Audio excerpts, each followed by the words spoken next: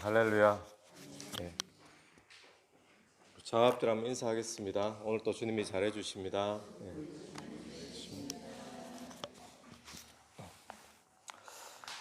오늘 본문에 보니까 14년 후에 그럽니다. 이제 바울이 복음을 깨닫고 또 복음을 전도하기 시작하면서 14년 동안 그러면 예루살렘에 간 적이 지금 없다는 이야기잖아요. 14년 만에 디도를 데리고 또 바나바와 함께 예루살렘에 올라갔는데 거기에서 이제 유력한 자들에게 사사로이 복음을 같이 나눴다라는 이야기가 등장을 하고 있습니다.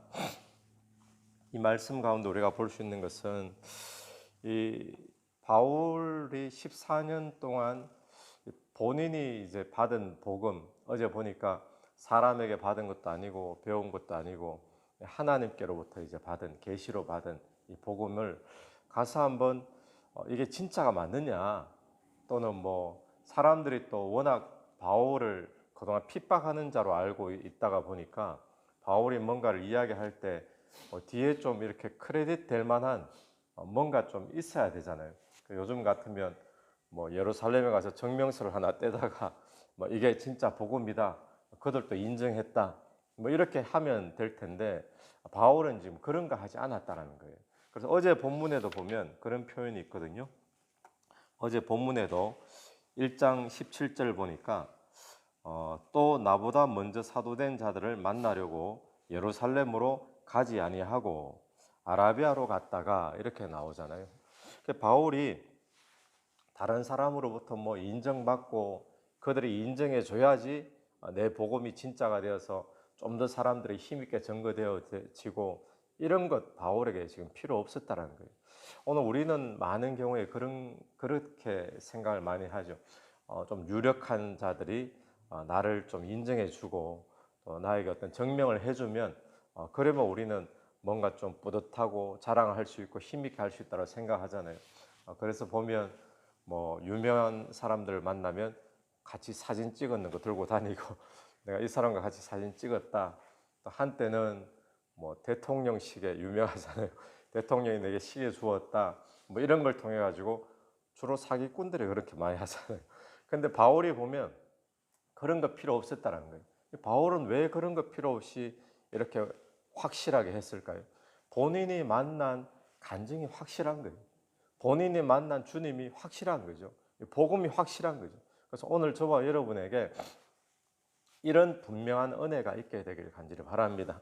예수를 믿는데도 또 신앙생활을 하는데도 내가 뭐 믿는 복음이 진짜인지 가짜인지, 아니면 또 내 주변에 보니까 누가 그러던데 그 사람 믿는 거 보니까 이게 진짜구나, 뭐 그런 식이 아니라 내가 주님을 뚜렷하게 만나고 경험한 게 있으면 어디 가서 검사받고 확인받고 그런 거 없어도 우리에게 복음의 담대함 또 확신이 세워질 줄로 믿습니다. 그래서 저와 여러분에게 하나님을 만나는 그 복음이, 또 하나님을 경험하고 사는 동행함이 오늘 저와 여러분에게 확실하고 분명한 그런 하루가 되기를 간절히 바랍니다. 그래서 2절 말씀에서는 이방인 가운데 전파하는 복음을 그들에게 제시하되 유력한 자들에게 사사로이 한 것은 이라고 표현했는데, 이 사사로이 이야기는 뭐 가볍게 했다 뭐 이런 뜻이 아니라 공식적으로 하지 않고 이제 프라이빗하게 그렇게 복음을 전했다라는 겁니다. 왜냐하면 이 이스라엘에는 유대인들 그리스도인들이 많잖아요. 유대인 그리스도인들. 그러다 보니까 이게 어떤 큰 문제를 안 일으키려고 그래서 사사로이 프라이빗하게 그렇게 유력한 자들과 만나서 복음을 한번 나눴다는 겁니다. 근데 3절에 보니까 그러나 나와 함께 있는 헬라인 디도까지도 억지로 할례를 받게 하지 아니하였으니, 디도가 함께 올라갔는데 이 디도에게 할례를 억지로 안 받게 했대요. 여기는 일부러 안 받게 했다 이 말입니다. 디도에게 할례를. 바울은 원래 복음을 전하는데 아주 융통성이 있는 사람이었거든요. 이방인에 가면 이방인에게 맞추는 사람이었어요. 디도 말고 디모데가 또 있었죠. 이 디모데에게는 할례를 받게 했을까요? 안 받게 했을까요? 디모데는 할례를 받게 했어요. 왜냐하면 이 디모데는 그 이방 나라 가운데서도 유대인들에게 복음을 전할 사람이기 때문에 또 유대인들의 문화는 할례를 받는 거잖아요. 그러니까 할례 받고 안 받고가 구원의 조건이 되는 것은 분명히 아니지만 그들 문화 속에서 좀 더 효과적으로 복음을 전하는 자로 또 거리낌이 없는 자로 만들어 주려고 이 디모데는 할례를 받게 했는데 디도는 억지로 할례를 일부러 안 받게 했다는 겁니다. 왜 그랬을까요? 이 갈라디아 교회 사람들 또 여기서 본문의 배경에서 이스라엘에 올라갔는데 이 이스라엘의 예루살렘에 있는 수많은 사람들은 유대인들이기 때문에 이 사람들 생각 가운데 할례가 마치 구원의 조건인 것처럼 그렇게 생각할까 봐 일부러 바울은 디도에게 할례 안 받도록 만드는 거예요. 그래서 뭘 강조하기 위함이겠습니까? 할례를 받는 거 안 받는 거, 율법을 지키는 거 안 지키는 거, 이게 구원의 조건이 아니라 오직 예수 믿는 것만이 구원의 조건이 되는 줄로 믿습니다.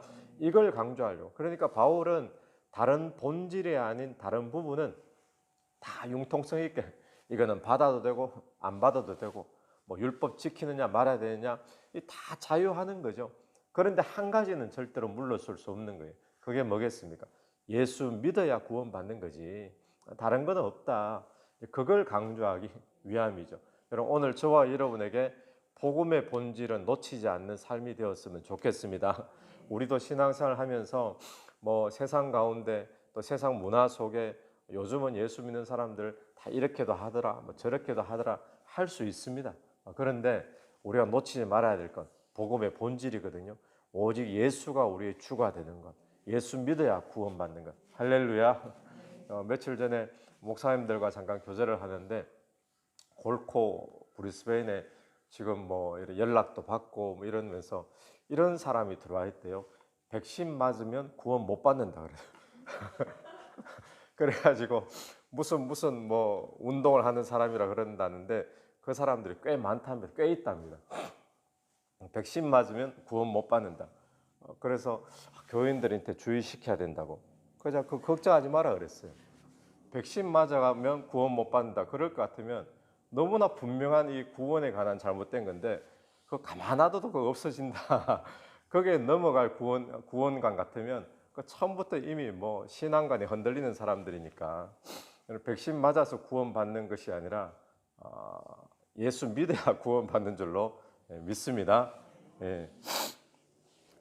그래서 바울은 이제 그 본질에 대한 진리가 왜곡되지 않아야 된다는 걸 강조하고 그리고 또 하나 4절 말씀 한번 보세요.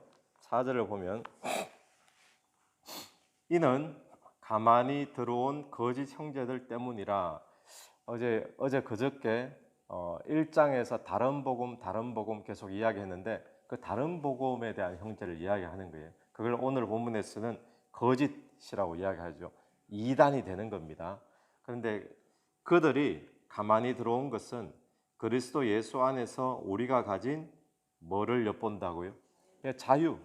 자유를 엿보고 우리를 종으로 삼고자 함이래. 여기서 종 삼는다는 것은 뭐 실제적으로 육체적으로 어떤 우리의 종이 되어지고 그 말이 아니라 짐을 지운다는 거예요. 어딘가 매이게 만든다는 거죠. 이단의 특징은 우리로 하여금 얽매이게 만듭니다. 그런데 복음의 아주 중요한 특징은 뭔가 하면 우리로 하여금 모든 매였던 부분에서 자유케 만드는 것이 복음인 줄로 분명히 믿습니다. 복음의 특징은 자유죠. 근데 이 자유는 우리가 오해하지 말아야 될 것은 저와 여러분도 복음 때문에 자유함을 얻었거든요. 근데 이 자유는 어떤 자유인가 하면 이제 내 마음대로 내가 하고 싶은 대로 다 할 수 있는 자유구나. 이 자유가 아닌 거예요. 이 자유는 어떤 자유인가? 그리스도 예수 안에서 누리는 자유라는 겁니다. 자, 어떤 자유인가 하면 예수님이 그런 말씀하셨죠. 수고하고 무거운 짐진 자들아 다 내게로 오라 내가 너희를 쉬게 하리라. 우리의 인생의 모든 짐들을 주님께 다 가져오라는 거예요.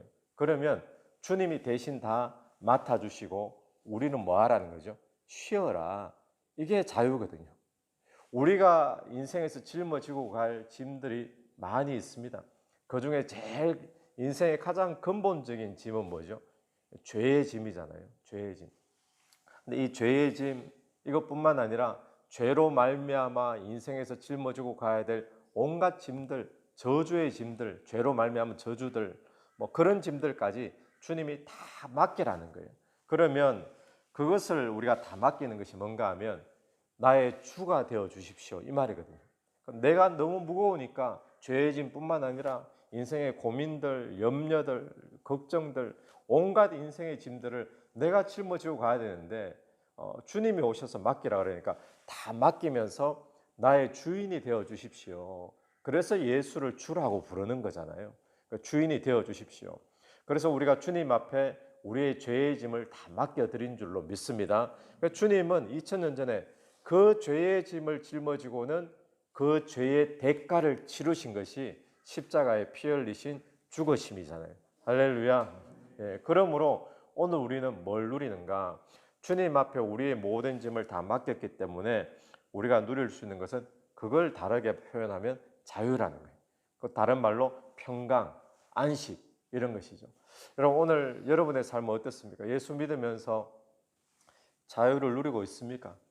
예, 뭐 자유 부인을 이야기하는 게 아닙니다. 그렇죠? 여러분 예수를 믿으면서 평강을 누리고 있습니까? 안식을 누리고 있습니까? 예. 오늘 우리가 그걸 누려야 되는데 못 누리고 있다는 건 뭔가 하면 뭔가에 지금 매여 있는 거예요. 때로는 죄에 매여 있는 사람 여전히 있을 수 있어요. 죄책감에, 정죄함에, 어떤 사람은 염려에, 걱정에, 또 문제 때문에 뭐 온갖 일들에 우리가 늘 매여 있는데 오늘 복음은 뭔가 하면 우리가 매여 있는 것이 아니라 우리가 자유함을 누리는 거예요. 그러니까 이 자유함은 어떻게 누리는 것이라고요? 예수가 주가 되셔서 우리 모든 인생의 짐을 다 책임져 주시기 때문에 그러므로 우리는 자유하는 거예요. 여러분이 사업에서 자유함이 있게 되길 바랍니다. 여러분 가정생활 속에 자유함이 있게 되길 바랍니다. 또 여러분이 인생 가운데 자유함이 있게 되기를 간절히 바랍니다. 그 자유함은 언제 오는가? 오늘 이 시간도 다시 한 번 더 주님 앞에 맡기세요. 주님 앞에 다 드리십시오. 그리고 주님이 나의 주님이십니다. 주님 다 책임져 주실 줄로 믿습니다. 그래서 우리가 우리 인생을 통째로 갖다 맡긴 거잖아요. 그래서 우리를 주님이라고 내 인생의 주님이라고 이야기를 하는 거죠. 오늘 그 자유함이 저와 여러분이 있게 되기를 간절히 바랍니다. 그런데 이단의 특징은 뭔가? 오늘 복음의 이 말씀에서 말하는 이 거짓 형제들이 가만히 들어온 것은 이 자유함을 가로막는다는 거예요. 그러면서 아니다. 너희들이 율법을 지켜야 된다. 율법의 짐은 지고 가야 된다. 이러면서 자꾸 우리를 얽매이게 하는데 그것이 아니라는 거예요. 율법뿐만 아니라 우리의 모든 걱정, 근심, 원망하는 것, 미워하는 것, 인생의 모든 문제들 오늘 이 아침에 다시 한 번 더 주님 앞에 맡기고 자유를 누리는 저와 여러분 되기를 간절히 바랍니다. 우리 7절을 한번 보겠습니다. 7절 보시면 도리어 그들은 내가 무할례자에게 복음 전함을 맡은 것이 베드로가 할례자에게 맡음과 같은 것을 보았고, 이 무할례자 그럼 이방인이고요. 할례자 유대인들이죠. 베드로는 사역의 방향이나 그 영역이 유대인들을 향한 것들이 많았죠. 그런데 바울은 어땠습니까?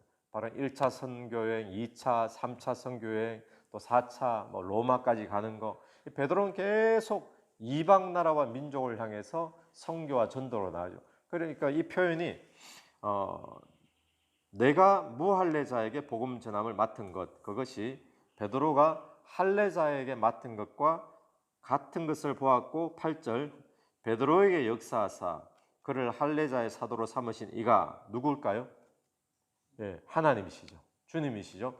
베드로에게 역사하사 그를 할례자의 사도로 삼으신 이가 또한 내게 역사하사 나를 이방인의 사도로 삼으셨느니라. 베드로에게는 역사에서 할례자의 사도로, 바울에게는 역사에서 이방인의 사도로, 오늘 그 베드로에게 역사하시고 바울에게 역사하신 이가 오늘 저와 여러분에게도 역사하고 있는 줄로 믿습니다. 그러면 베드로에게 역사해서 유대인에게로, 바울에게 역사해서 이방인에게 사도로, 오늘 저와 여러분에게 역사해서 하셔서 무엇으로 주님께서 삼으셨을까요? 혹시 알고 계십니까? 여러분에게는 역사하셔서 무엇으로 삼았을까요? 몰라, 나 그냥 가정주부인데. 이게 아니에요. 여러분에게 역사하셔서 우리 각자에게 분명히 맡겨주신 사명이 있는 줄 믿습니다. 저에게 역사하셔서, 베드로에게 역사하신 하나님, 바울에게 역사하신 하나님이 오늘 저에게는 역사하셔서 골드코스트 순복음교회에 또 목회자로, 또 골드코스트 땅에 이렇게 불러주셨잖아요. 여러분 각자에게 분명히 사명이 있습니다. 그 사명을 깨달고, 또 혹시 못 깨달은 분이 있다면 기도하십시오. 하나님, 왜 내가 골코에 삽니까? 주님, 나에게 역사하셔서 나로 하여금 무엇을 만드시려고, 또 어떤 사명자로 나를 사용하시려고 부르셨습니까? 기도하셔서 여러분이 장사를 하든 직장을 다니든 아니면 가정 살림만 살든 그것 상관없이 하나님 맡기신 사명이 분명히 있습니다. 그것을 깨닫고 사명 감당할 수 있는 저와 여러분 되기를 간절히 바랍니다. 같이 한번 기도드리겠습니다. 하나님, 은혜를 감사합니다. 주님께서 우리의 모든 인생의 무거운 짐들을 다 담당하여 주신 줄로 믿습니다. 주님 앞에 내 인생의 모든 얽매였던 것들, 나를 종 삼고 나를 누르고 있는 무거운 짐들 다 주님이 맡아주셨사오니 오늘 하루도 주 안에서 평강과 안식과 자유를 누리는 복된 하루 되기를 간절히 원합니다. 내 마음속에 여전히 남아있는 무거운 것들 주님께 다시금 맡겨드리는 이 아침이 되게 도와주시옵소서. 베드로에게 역사하사 유대인의 사도로, 또 바울에게 역사하사 이방인의 사도로 부르신 주님, 오늘 우리에게도 역사하셔서 주님 부르심이 있는 줄로 분명히 믿사오니 그 사명을 깨닫고 감당하는 복된 하루 될 수 있도록 인도해 주시옵소서. 이 새벽에도 기도드리는 모든 기도 가운데 성령께서 한 사람 한 사람 위에 기도 속에 역사해 주시기를 간절히 원하오며 예수님 이름으로 기도드립니다. 아멘. 오늘도 예수 이름으로 승리하시는 하루 되길 바랍니다. 네.